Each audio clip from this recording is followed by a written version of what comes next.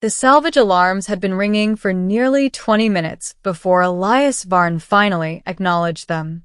He sat in the cockpit of the Wanderer's Mercy, boots propped up against a cracked console, staring out at the silent wreck drifting ahead.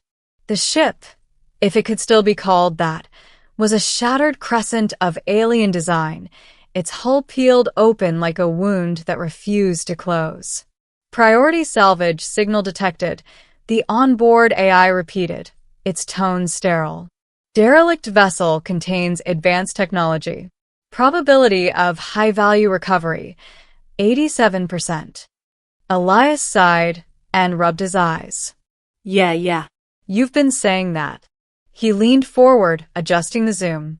The alien vessel wasn't just damaged, it had been abandoned.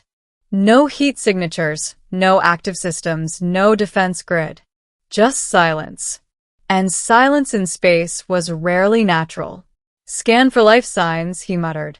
There was a pause. One detected. Elias froze. Repeat that. One life sign detected. Faint. Location. Central chamber. Lower deck. Vital signs unstable. He stared at the drifting wreck, something tightening in his chest. Of course, he murmured. It's never simple. The docking process was manual. The alien ship systems were dead, so Elias had to anchor himself using magnetic clamps and a jury-rigged tether. The airlock hissed open reluctantly, as if the ship itself resented intrusion. Inside, the air was thin but breathable. The corridors curved in unfamiliar geometry, no straight lines, no right angles. The walls pulsed faintly with residual energy, like a heartbeat long since slowed. Hello? Elias called out, his voice echoing strangely. No response.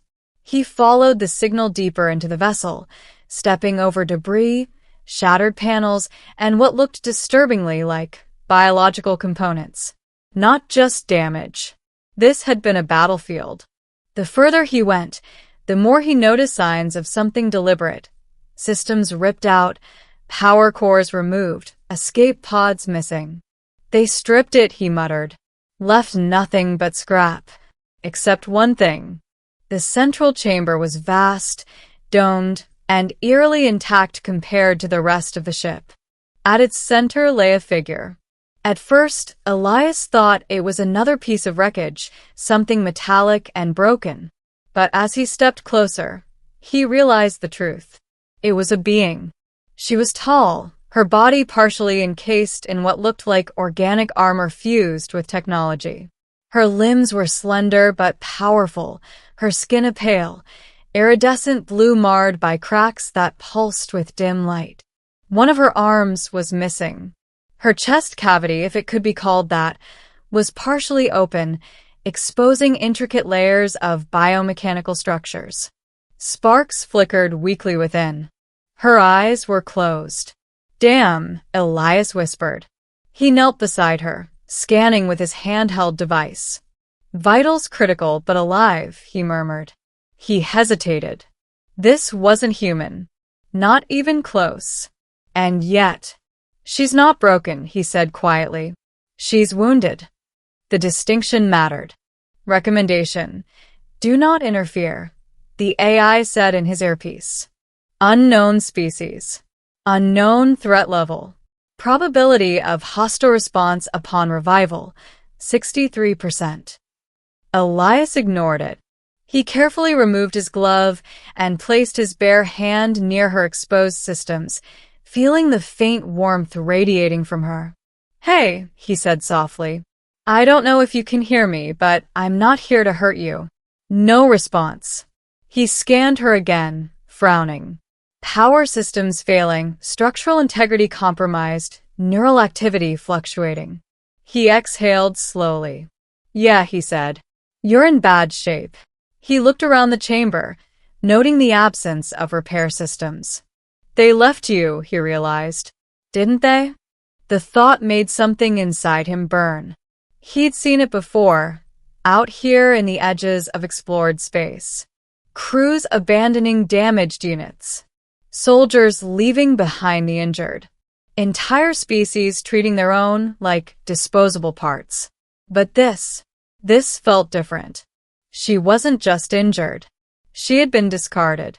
Elias stood up and activated his comm. Wanderer's Mercy. Prepare for emergency medical intake. Warning. Unknown biology. Override. There was a pause. Acknowledged. He turned back to her. All right, he said. Let's get you out of here. Moving her was not easy. Despite her slender form, she was heavy, far heavier than her size suggested. Her body resisted movement, as if the remaining systems were trying to anchor her in place. Come on, Elias grunted, adjusting his grip. Don't fight me now. For a moment, nothing happened. Then, her eyes flickered open. They glowed, not softly, but with a sharp, piercing light that locked onto him instantly. Elias froze. There was intelligence there, awareness, and something else. Fear. Easy, he said quickly, raising one hand. I'm not your enemy. Her gaze flickered, scanning him. Her voice, when it came, was broken, distorted. Designation unknown, threat, probability. Hey, Elias interrupted gently. No probabilities. Just listen, all right? She tilted her head slightly, as if confused. You're hurt, he continued, and I'm going to help you. That's it. There was a long pause. Then her systems flickered violently, and her body went limp again. Yeah, Elias muttered. We're out of time. Back aboard the Wanderer's Mercy, chaos unfolded. Elias had converted the cargo bay into a makeshift medical chamber, using every tool at his disposal, human tech, salvaged alien components, and a whole lot of improvisation. Power stabilizers failing, the AI warned. I know, Elias snapped. Reroute auxiliary grid to Section 3. That will compromise life support and... Do it. The lights flickered. He leaned over her, hands moving quickly as he connected interface cables to her exposed systems. Come on, he whispered. Talk to me. Her readings spiked erratically. Neural activity increasing, the AI reported. System attempting reboot. Good, Elias said. That's good. Suddenly, her body arched. Energy surged through her, the room filling with a low, resonant hum. Elias stumbled back. What the? Her eyes snapped open again, brighter this time, and focused. On him. You intervened, she said, her voice clearer now, though still strained. Yeah, Elias said cautiously. That's one way to put it. She studied him, her gaze intense. Why? The question caught him off guard. Why? He repeated. Yes. You are not of my kind. You owe no obligation. Intervention is inefficient. Elias let out a short, incredulous laugh. Yeah, well, he said, humans aren't exactly known for efficiency. She blinked. Clarify. He leaned against a console, folding his arms. You were dying, he said simply. So I helped. That's it. She processed that. He could see it, the way her eyes shifted, the subtle movements of her systems recalibrating. Illogical, she concluded. Maybe, Elias admitted. But it's what we do. Over the next several hours he worked. Repairing her wasn't straightforward. Her body wasn't just biological or mechanical, it was both seamlessly integrated in ways he'd never seen before. She's incredible, he murmured at one point. Correction, the AI said. She is severely damaged. Elias smirked. Same thing sometimes. Piece by piece, he stabilized her systems, replaced damaged conduits, reinforced structural components, and all the while she watched him, silent, observing, learning. What is your designation? She asked eventually. Elias, he replied. Just Elias. She nodded slightly.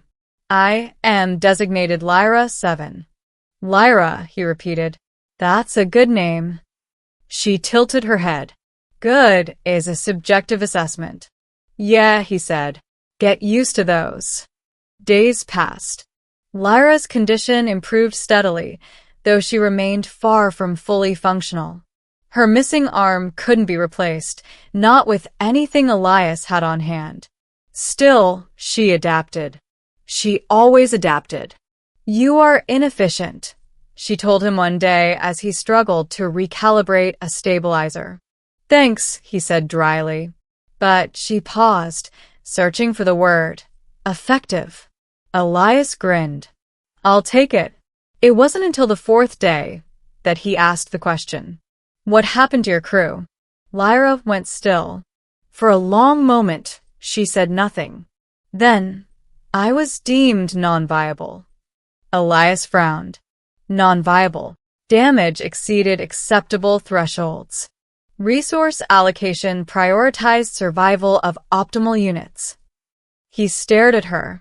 They left you, he said. Yes. No emotion. Just fact. He shook his head. That's messed up. It is logical. No, Elias said firmly. It's not. She looked at him, something shifting in her gaze. Explain. He hesitated, then sighed. Because you're not just parts, he said. You're a person. You matter, even if you're damaged. She processed that. Longer this time. That concept is not present in my species, she said finally. Yeah, Elias replied softly. I figured. The attack came without warning. The sensors screamed. Incoming vessels detected, the AI shouted. Configuration matches alien derelict origin.